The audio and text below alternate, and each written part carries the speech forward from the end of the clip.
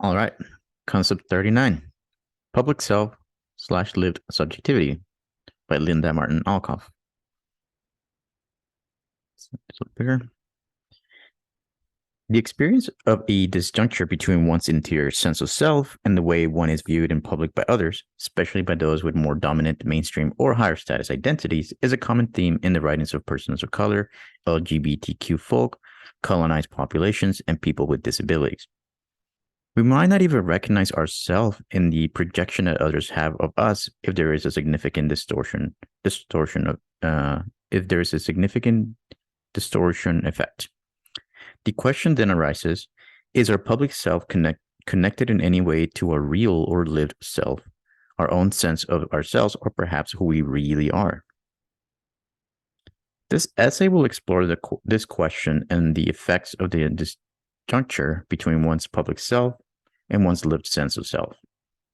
One might imagine that one's public self refers merely to public recognized identity categories such as Latinx or female, and as such has only a superficial and oppressive relation to one's lived subjectivity or interior sense of self. However, post-Hegelian and phenomenological accounts of the self understand that one's public self, or how one is recognized by others, and one's lived subjectivity are co-constitutive elements of one's self in the world. This idea shall be explained in what follows as a dialectical account of self-formation.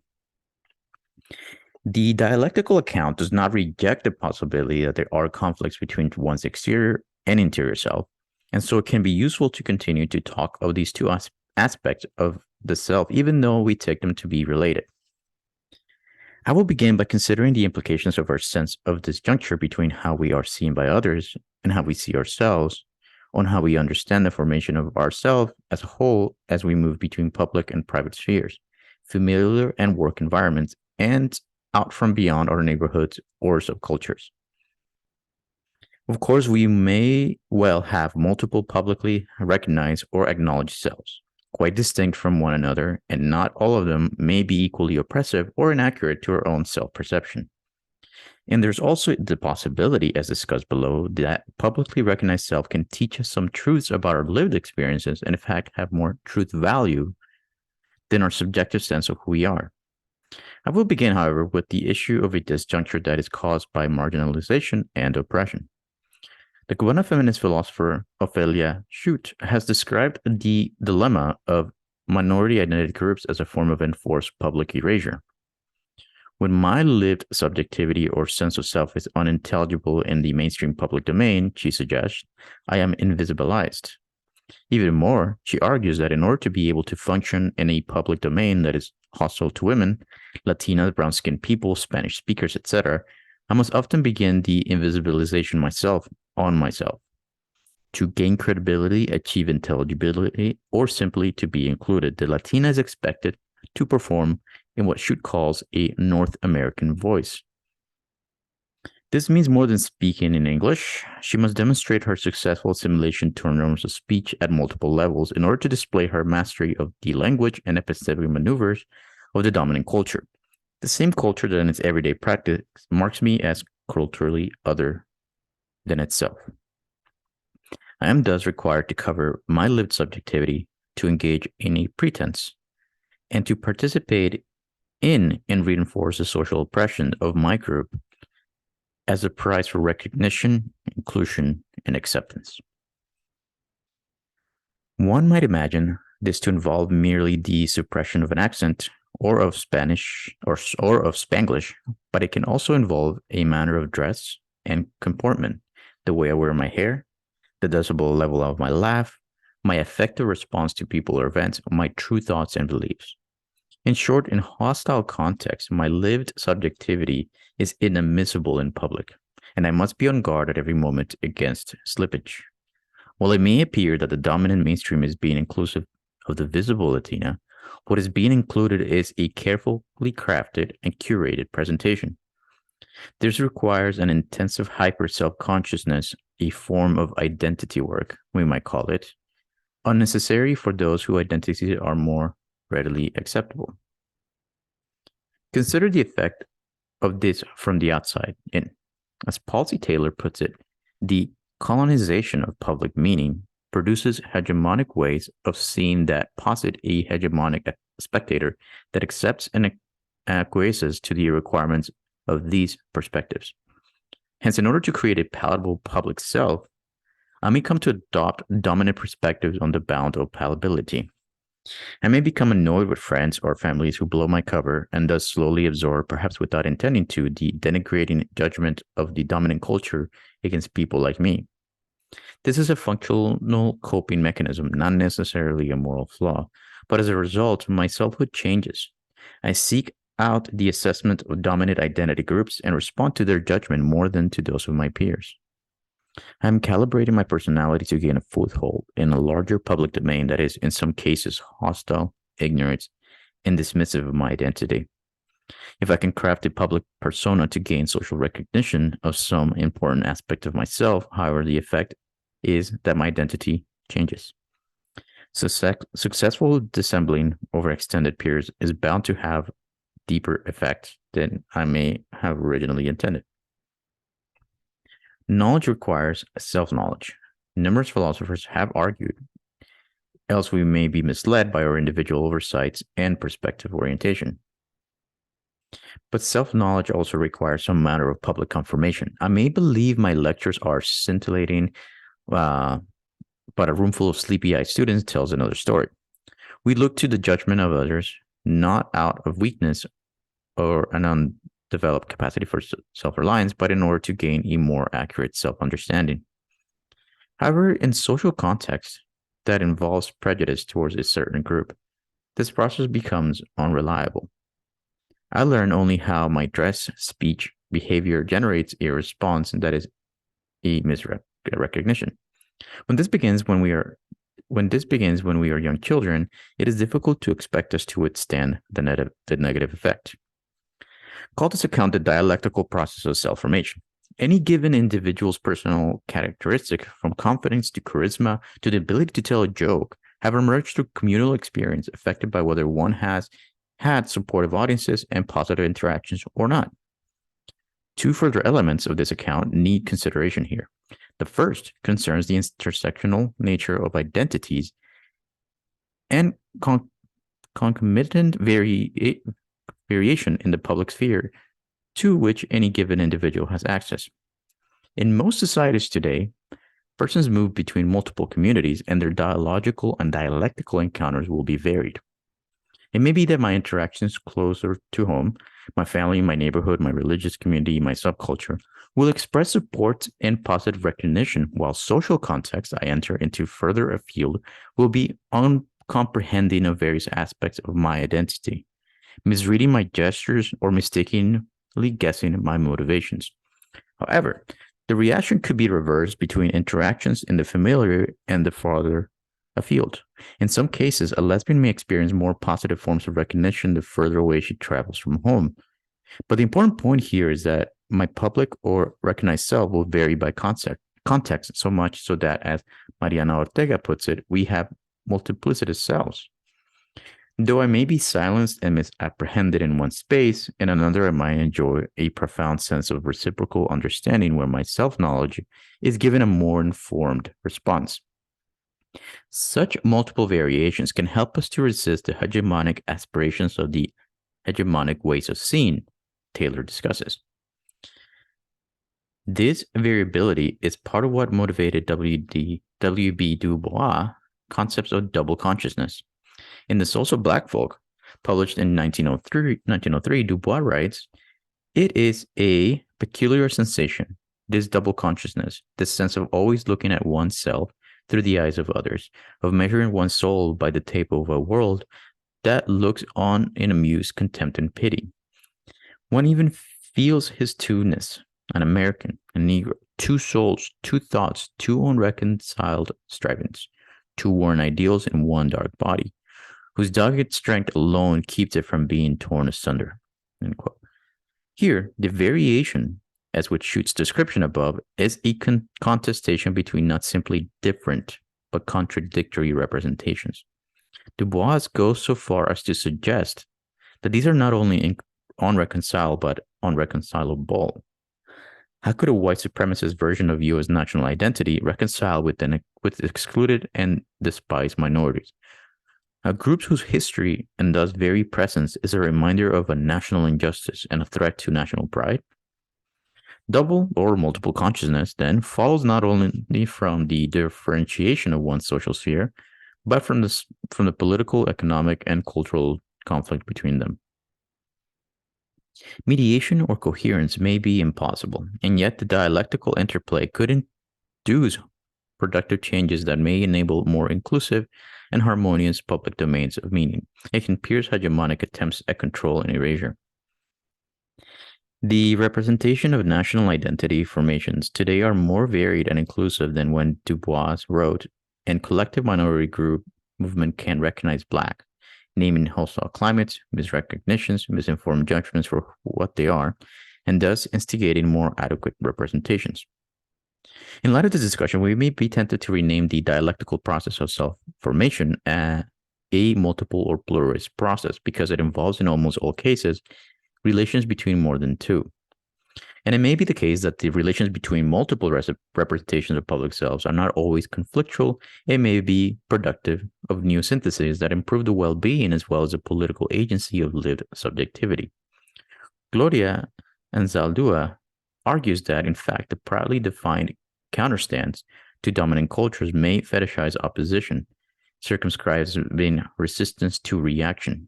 At some point, she counsels, on our way to new consciousness, we will have to occupy both shores at once and at once see through serpent and eagle eyes. Or, she summarizes, we might leave the dominant culture altogether and cross a border onto a whole new and separate territory. But the key to this fucking political imaginary is the decision to act and not react. That is, to take a creative stance towards the possibilities of self-formation and self-understanding.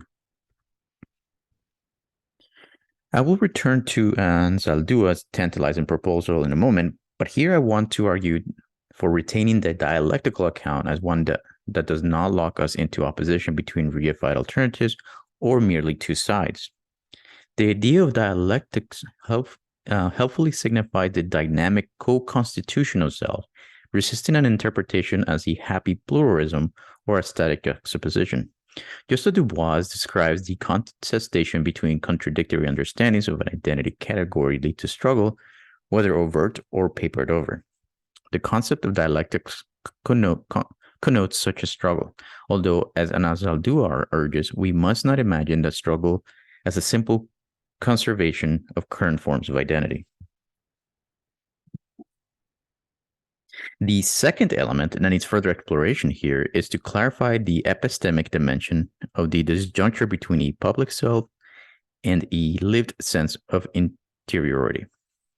We have already spoken to the need for some public epistemic confirmation of self-knowledge in order to determine whether one's self-perception has some truth content. But can a phenomenology of the self be judged on epistemic grounds in general? And if so, should I give presumptive authority to my own sense of my own self against those of others, whether these others are intimate, close at hand, or those farther afield? These epistemic questions require us to clarify what is the referring term or object of knowledge here. Let me read that again. These epistemic questions require us to clarify what is the referring term or object of knowledge here. There may be a truth about the way in which my public self is perceived in hostile contexts that has little reference to my own most self, my intellectual or moral characteristics, or my lived experience. The dialectical account developed here suggests, however, that our selves are never completely internal or interior. The critical epistemic question is not, therefore, simply a question about public or external representations of myself, nor is it exclusively a question about my interior experience. Rather, it is a question about myself in the world, where the world is understood to be dynamic and multiply constituted. I not only experience myself directly in a supportive versus a hostile context, I manifest a different way of being, an expansive or retracted agency, a confidence that maximizes my capacities, or a foreshortened reflexivity curtailed to survive of one sort or another. Inspired by Anzaldúa, both Edwina Barbosa and Ortega urge us to explore the wealth of selves any given individual can manifest in diverse contexts. Thus, the issue is not simply that I am misperceived, where we imagine that I remain stable, but that my agential possibilities are significantly altered. Consider especially mixed race, diasporic, transnational, and transgender identities here. This account does not entail that the experience of erasure as we developed it from Schutz's work never applies. So there remains the epistemic consideration of whether my understanding of myself or another's understanding of myself in any given moment is an adequate or fair description. My public self may be represented and experienced in different ways by various groups. It is possible that more than one representation has some truth content, that more than one describes some dimension that is truthful, and that myself is altered across contexts without being eclipsed. Any given individual plays multiple social and relational roles: daughter, mother, employee, union member, consumer, voter, and so on. These indicate our relations to specific others as members of a family, a workforce, a species that shares a planet or a water source with others. Focusing on each one foregrounds different aspects of my history, my social inheritance, my obligations, my choices, my practices. Potentially, I can gain self-knowledge by attending to all of these. I need not decide between them to ascertain truths about myself. Note, however, that the situation Du Bois describes is one full of intentional lies, misdirection, and omission. The problem he so accurately diagnoses in the multitude of his writings was not simply a mistaken representation at the discursive or ideational level, but a coercive formation of selfhood with different possibilities, benefits, and protections. Consider then the problem of whiteness or maleness or any number of other forms of publicly recognized identity that have been produced through intentional lies and omissions. Here, we have a dialectical struggle in which self-knowledge is blocked by the control over subaltern perceptions. Lies of superiority go unchallenged by the enforcement of defense, and then at the rewards given to the obsequious. Such a situation produces no double consciousness and no motivation for self-reflection or creative reformations. There's a kind of erasure occurring, but it's coming from one's closest peers. The public self of dominant groups may feel no abrasion from one's lived interiority unless it is to feel some inadequacy to the persistent presumption of mastery. Hence, the epistemic dimension of this dialectic is quite the reverse of the one Du Bois portrays. Rather than needing to deflect distorted external representations, the dominant need to welcome external viewpoints as a corrective, to champion a general epistemic privilege of the lived self or the public self is to disable the correction needed. As our public spheres become more multilingual in a broad sense, contain multiple sensibilities, perceptions, and judgments, this can produce a newly felt anxiety for those whose public selves were in the past consistently portrayed in flattering terms. Now, dominant identities must negotiate a multiple of interpolations, some strongly critical. These require a response of one sort or another, an attempt to enforce their silence once again, or a reappraisal of one's sense of self. To summarize, I've argued that the exterior or publicly recognized self and our interior or lived sense of self exist in a dialectical relation to produce oneself in the world. More correctly, we exist in multiple worlds, and the selves we can manifest are subsequently varied depending on the contextual conditions. The intersectional realities of increasingly pluritopic hermeneutic landscapes mean that most everyone will be negotiating multiple interpolations. However, these varied contexts are structured by power relations that affect the sphere of intelligibility and are likely self-knowledge. Not all face the same challenge to legibility or have the scope of their agency curtailed to the same degree. on this dialectical account, it is impossible to be impervious to one's public recognized self, and it is possible to be mistaken in some significant measure by one's own self in the world. What are the implications of this claim on oppressed identities? Do relational theories of self have worrisome implications for the right to self-name? It's important to note that different forms of social identity require different analysis, even within an overall dialectical account. Not all processes of social construction are the same, nor are all socially constructed to the same degree. The right of a group to self-name needs to be grounded in a plausible metaphysical understanding of the process of self-formation, not simply in liberal rights-based political theory, but also may be grounded in long histories of misrecognition and exclusionary processes of concept formation. Even if one subculture allows for a proliferation of self-presentation and identity concepts, the requirement to be hidden or discrete constrains the production of new forms of social practice, interactions, and recognition that are part of the work of developing new ways of being and of being seen. To counter the extreme hermeneutic injustice experienced by some groups, an epistemic difference is called for so that those with the requisite lived experience, internal and external, can lead the way to new concept, terms, and definitions. They alone will have the thick and rich knowledge base from which to do meaningful theoretical work. Yet the very discussion and debate new understandings require will involve debates in which some individuals and collective self-understanding may be challenged. Improving social treatment, self-understanding, and the options for self-ascription will involve transformations in public domains, and these changes will affect the possibilities of our own most selves.